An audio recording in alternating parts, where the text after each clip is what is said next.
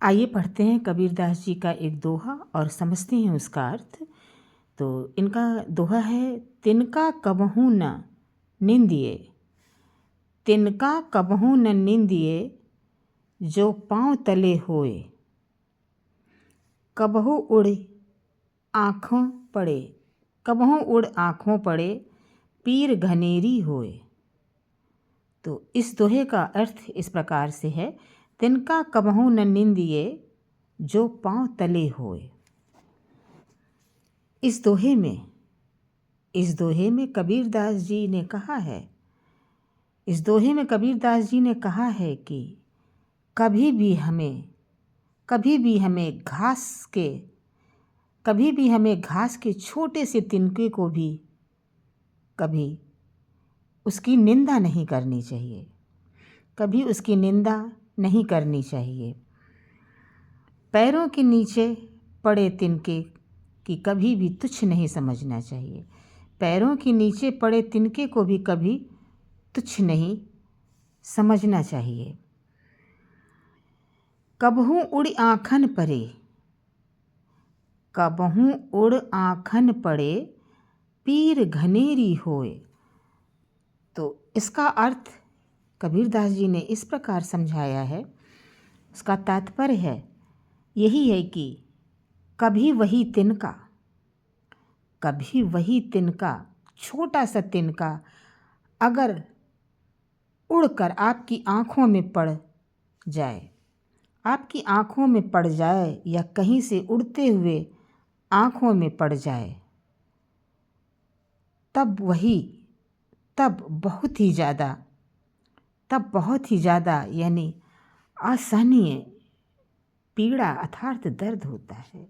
वही जो छोटा सा तिनका है, अगर कहीं उड़ता हुआ आया, कहीं से भी उड़ता हुआ आया और अगर आपकी आँखों में पड़ गया, तो इससे क्या है, आपके असहनीय पीड़ा होती है, जो इस दर्द को आप सह नहीं सकते हैं। छोटा सा तिनका भी आपकी आँख में दर्द पैदा कर देगा और आपको विचलित कर देता है। तो इसलिए उस छोटे से तिनके को भी आप तुच्छ या बेकार मत समझिए। तो अब इस पूरे दोहे की जो व्याख्या है वो इस प्रकार है।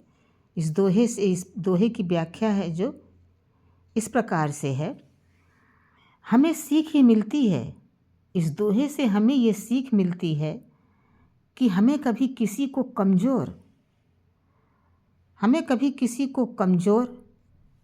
या तुच्छ नहीं समझना चाहिए।